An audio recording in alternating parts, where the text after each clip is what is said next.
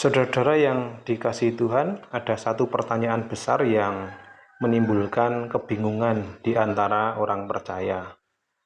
Pertanyaannya adalah, siapa sebenarnya yang merencanakan penyaliban Yesus Kristus? Iblis atau Allah? Baru-baru ini viral di media sosial terkait pernyataan bahwa iblislah yang merencanakan penyaliban itu.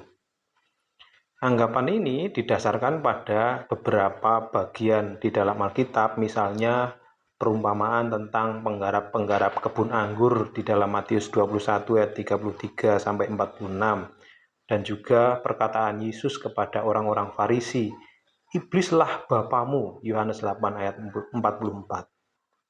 Lalu dari situ timbul pernyataan yang lebih tajam, yang mengatakan bahwa jika kita menganggap Allah yang merencanakan penyaliban, maka dengan begitu iblis dianggap ikut membantu melaksanakan rencana Allah, sehingga iblis turut berjasa dalam karya keselamatan. Maka kita harus memberikan tanda jasa kepada iblis atas tindakannya. Anggapan ini tampaknya masuk akal, tetapi sesungguhnya harus dipertimbangkan ulang. Kita lihat konteks di dalam perumpamaan penggarap kebun anggur. Sesungguhnya perumpamaan tentang penggarap-penggarap kebun anggur tidak sedang berbicara tentang rencana iblis, melainkan tentang penolakan manusia terhadap karya penebusan Allah. Dalam kisah itu, tuan kebun mengutus para hambanya untuk menerima hasil kebun, tetapi para penggarap itu memukuli dan membunuh para hamba tersebut. Akhirnya anak tuan itu sendiri yang dikirim, dan mereka berkata, "Wah, inilah ahli waris, mari kita bunuh dia supaya warisannya menjadi milik kita."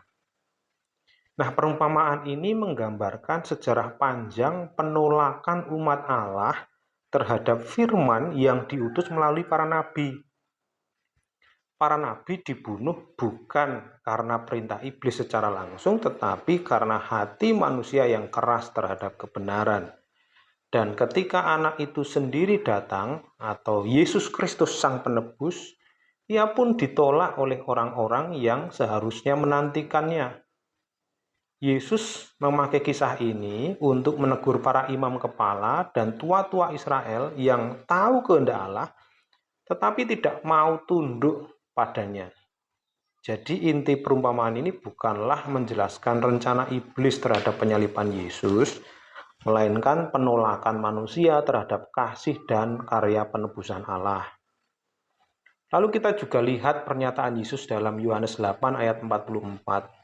Ketika Yesus berkata kepada orang-orang Yahudi, "Iblislah bapamu dan kamu ingin melakukan keinginan-keinginan bapamu." Yohanes 8 ayat 44. Nah, ini bukan sekedar tuduhan yang keras, melainkan ini penyingkapan rohani yang sangat-sangat tegas.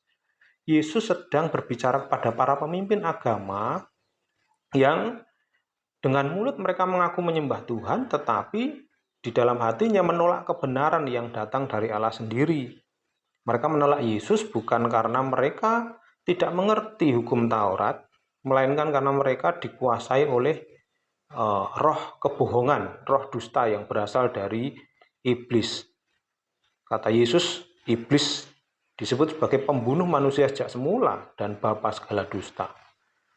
Itulah yang terjadi menjelang penyaliban Yesus. Iblis menghasut hati manusia supaya menganggap Yesus itu sebagai penghujat dan penyesat.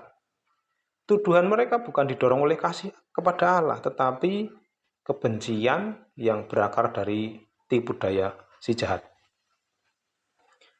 Memang benar, saudara, bahwa iblis itu bekerja keras di balik layar sejarah penyaliban Yesus. Ia menabur kebencian, keserakahan, ketakutan, dan kebutaan rohani di dalam hati manusia. Kita lihat bagaimana iblis bekerja melalui berbagai tokoh untuk merencanakan penyaliban Yesus. Yudas Iskariot yang semula muridnya sendiri tergoda oleh keserakahan dan kekecewaan. Iblis membisikkan maksud jahat di dalam hatinya, Yohanes 13 ayat 2. Dan dengan 30 keping perak, ia menukarkan kasih sejati dengan keuntungan yang sesaat. Demikian pula para imam kepala dan ahli Taurat menolak Yesus bukan karena buta terhadap firman, melainkan karena iri hati dan kesombongan rohani. Disebutkan, karena iri hatilah mereka menyerahkan dia, Markus 15 ayat 10. Mereka menuduh Yesus menghujat Allah, sebab iblis menanamkan kebohongan bahwa anak Allah adalah penghujat yang layak disalibkan. Nah, roh yang sama bekerja dalam diri Sanhedrin dan para tua-tua bangsa. Mereka takut kehilangan kekuasaan, sehingga mereka berkata, jika kita biarkan dia, orang-orang Roma akan merampas tempat dan bangsa kita. Bahkan Kayafas menambahkan, lebih berguna jika satu orang mati untuk seluruh bangsa, Yohanes 11 ayat 50. Herodes dan Pilatus pun tidak luput. Herodes memperlakukan Yesus sebagai tontonan, Lukas 23 ayat 8. Sementara Pilatus tahu bahwa ia tidak bersalah tetapi menyerah pada tekanan politik demi memuaskan orang banyak. Akhirnya, saudara, kerumunan rakyat yang dahulu berseru, Hosana, kini mereka berteriak-teriak, salibkan dia, salibkan dia. Begitulah saudara, iblis berhasil menipu hati manusia, dari murid hingga pemimpin, dari raja hingga rakyat, agar mereka percaya bahwa Yesus mati sebagai penghujat, bukan sebagai penebus. Dari semua itu terlihat jelas bahwa iblis memang merencanakan pembunuhan terhadap Yesus, tetapi bukan sebagai karya penebusan. Ia ingin dunia percaya bahwa Yesus bukan anak Allah, bahwa ia mati karena dosanya sendiri, dan bahwa ia salib hanyalah tanda penghukuman. Jadi inti rencana iblis adalah menipu dunia tentang makna salib. Apakah rencana itu berhasil, saudara? Dalam batas tertentu kita bisa berkata, rencana iblis dalam penyaliban Yesus berhasil. Berhasil bukan karena ia mengalahkan Allah, tetapi karena ia berhasil mengelabui banyak orang, bahkan hingga hari ini. Ia berhasil membuat manusia memandang salib bukan sebagai karya kasih Allah, melainkan sebagai tragedi manusia, sebagai kebodohan, sebagai penghujatan dan kegagalan. Itulah yang menjadi inti dari rencana jahat iblis, agar dunia tidak melihat salib sebagai karya penebusan, melainkan sebagai hukuman yang pantas bagi seorang penghujat dan pemberontak. Tidak mengherankan jika Paulus menulis, bagi orang Yahudi salib adalah batu sandungan, bagi orang Yunani kebodohan. 1 Korintus 1 ayat 23. Rencana iblis tampak berhasil. Banyak orang melihat salib sebagai sesuatu yang hina dan bodoh. Dan secara tidak sadar ketika kita menganggap penyaliban Yesus hanya sebagai rencana iblis, maka kita sedang menyetujui tafsir iblis sendiri bahwa Yesus mati karena penghujatan, karena ia dianggap ancaman politik atau karena ia tokoh kontroversial. Itulah yang dikehendaki oleh iblis sejak semula.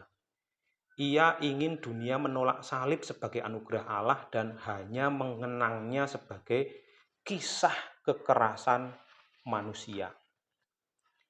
Lalu bagaimana seharusnya kita memandang salib? Kita dipanggil untuk melihat salib bukan melalui mata dunia, tetapi melalui mata iman, saudara. Bukan sebagai tragedi, tetapi sebagai rencana penebusan Allah yang kekal.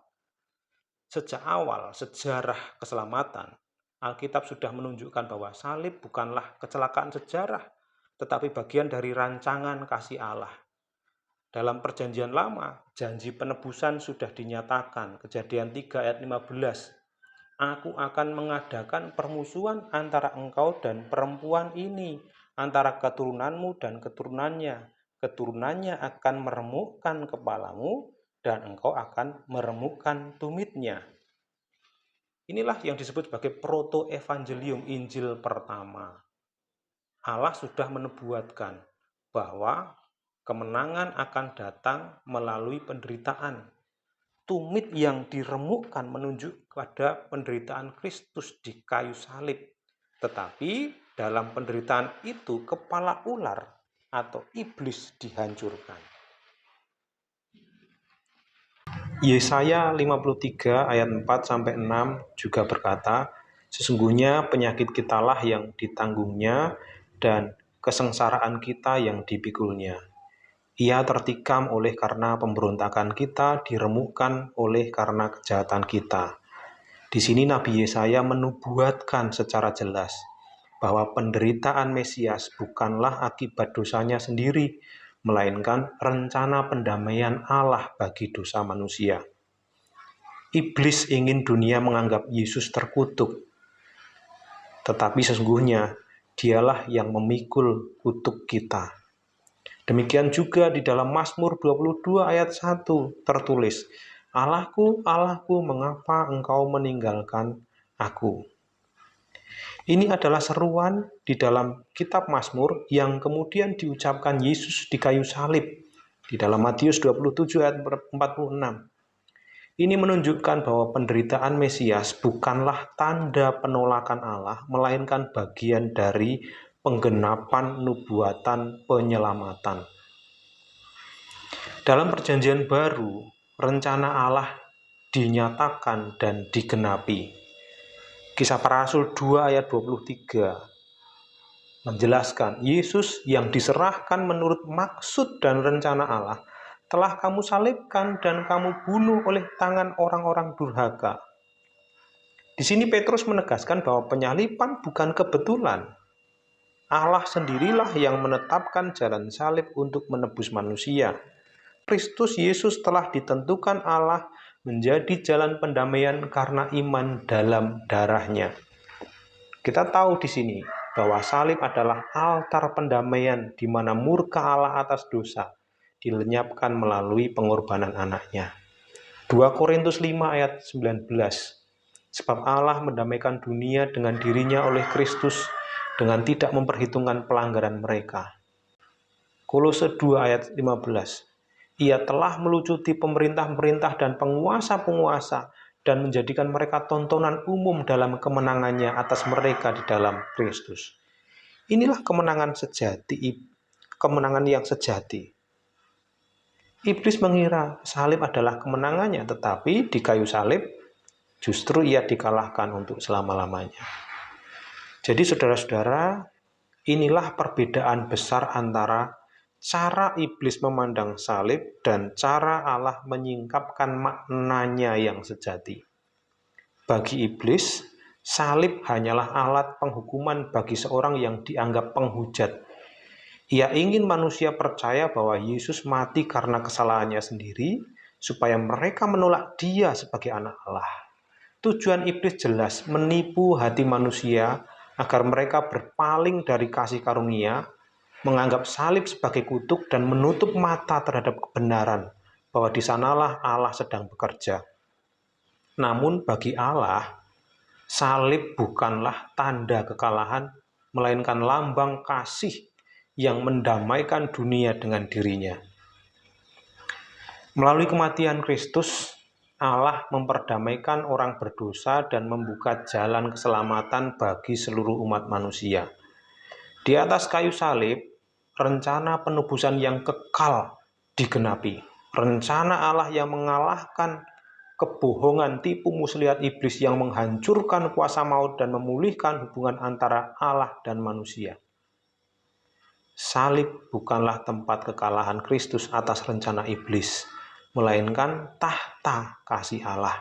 Salib bukan kegagalan, melainkan lambang kemenangan dan pengampunan. Akhirnya saudara-saudara, jika hari ini kita masih memandang salib hanya sebagai rencana iblis, maka kita sedang memandangnya dengan mata dunia, mata yang buta oleh kebohongan iblis. Seperti tertulis, sebab firman tentang salib memang adalah kebodohan bagi mereka yang akan binasa, tetapi kita yang diselamatkan, hal itu adalah kekuatan Allah. Tetapi jika kita memandang salib sebagai rencana kasih Allah, kita akan melihat di sana keadilan dan belas kasih Allah bertemu. Murka dan pengampunan berpadu, dan dosa kita disalibkan agar kita dibenarkan. Seperti tertulis, Ia yang tidak mengenal dosa telah dibuatnya menjadi dosa karena kita, supaya dalam Dia kita dibenarkan oleh Allah. 2 Korintus 5 ayat 21. Sekarang saudara, apakah kita percaya kepada iblis yang berkata bahwa Yesus adalah penghujat Allah yang layak disalibkan? Jika kita mempercayainya, kita akan ikut berseru seperti kerumunan massa di depan Pilatus, salibkan dia, salibkan dia.